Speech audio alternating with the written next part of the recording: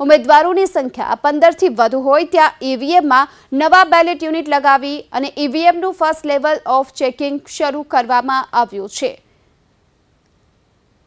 તો લોકસભાની ચૂંટણીને લઈ હાલ ચૂંટણી પંચ પણ અત્યારે સજ્જ થઈ ચૂક્યું છે।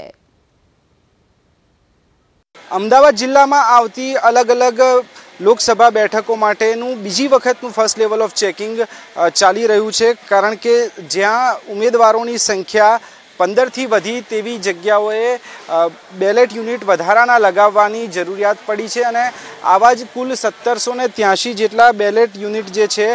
ઈવીએમ જે છે તેની અંદર બેલેટ યુનિટ લગાવવાની કામગીરી થઈ રહી છે। ફર્સ્ટ લેવલ ઓફ ચેકિંગ જે છે મહદઅંશે આ જે ચેકિંગ છે તે પ્રાથમિક તબક્કાનું ચેકિંગ હોય છે, જ્યાં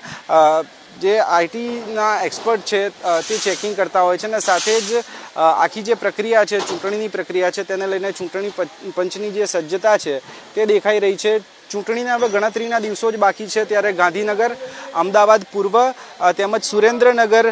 જિલ્લાના કુલ 1783 જેટલા ઈવીએમમાં બેલેટ યુનિટ લગાવવાની જે કામગીરી છે તે હાલ ચાલી રહી છે। આ પહેલાંનું જે ફર્સ્ટ લેવલ ઓફ ચેકિંગ થયું હતું ત્યારબાદ જે ઉમેદવારોની સંખ્યા વધી તેને લઈને આ કામગીરી થઈ રહી છે, એટલે ક્યાંક ને ક્યાંક ચૂંટણી પંચમાં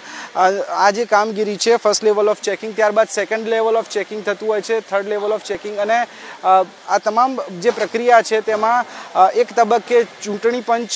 જે ઉમેદવારો છે રાજકીય પક્ષોના, તે ઉમેદવારોને અથવા તો તેમના એજન્ટ્સને સાથે રાખી અને ડેમોન્સ્ટ્રેશન આપતા હોય છે, ડેમો પણ આપતા હોય છે, અને આ પ્રક્રિયા જે છે તે ગણતરીના દિવસોમાં જ પૂર્ણ થશે અને સાથે જ લોકસભાની ચૂંટણીને જ્યારે હવે ગણતરીના દિવસો બાકી છે ત્યારે ચૂંટણી પંચ પોતાની તમામ કામગીરી જે છે